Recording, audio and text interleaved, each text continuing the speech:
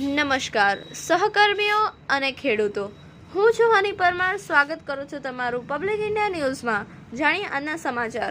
હું અહીં આણંદ કૃષિ university institute of distance education અને અમદાવાદ જિલ્લા પંચાયતના જિલ્લા ખેતીવાડી અધિકારીશ્રીની કચેરીના સંયુક્ત ઉપક્રમે આયોજિત પ્રાકૃતિક કૃષિ તાલીમ વિશે વાત કરવા આવી છું. આ તાલીમનું આયોજન 20 અને 21 માર્ચના રોજ અનિકેત ખેડૂત નિવાસ, આણંદ કૃષિ યુનિવર્સિટી, આણંદ ખાતે કરવામાં આવ્યું હતું.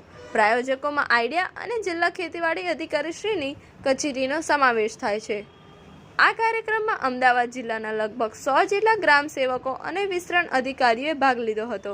આ તમામ સહકર્મીઓ એવા લોકો છે જેઓ સીધા ખેડૂતો સાથે જોડાયેલા છે અને તેમને આ નવું જ્ઞાન વહેંચવાનું છે.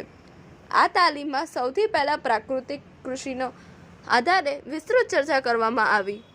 તાલીમ દરમિયાન આ વિષયો પર ધ્યાન કેન્દ્રિત કરવામાં આવ્યું કે પ્રાકૃતિક કૃષિનો પરિચય, તેની વિભિન્ન આયામો, સિદ્ધાંતો અને તકો વિશે સમજાવવું, જીવામૃત અને તેના પ્રકારો, જીવામૃત, બીજામૃત અને ઘન જીવામૃત કેવી રીતે બનાવવી તેની પદ્ધતિઓ સમજાવવી, આચ્છાદન અને મિશ્ર પાક પદ્ધતિ, આ પદ્ધતિઓના ફાયદા અને કૃષિ પર તેમના પ્રભાવ વિશે માર્ગદર્શન આપવું, સૂક્ષ્મ જીવાણુઓ અને દેશી ગાયનું મહત્વ, કુદરતી મૌલિક ઘટકો જે જમીનની સમૃદ્ધ અને પાકની ગુણવત્તામાં વધારો કરે છે તે અંગે માહિતી આપવી. આ તાલીમના મુખ્ય હેતુ એ હતા કે ગ્રામ સેવકોને પ્રાકૃતિક કૃષિના વિવિધ આયામોમાં પ્રેક્ટિકલ જ્ઞાન આપવું, જેથી તેઓ તેમના વિસ્તારમાં ખેડૂતોને યોગ્ય રીતે માર્ગદર્શન આપી શકે.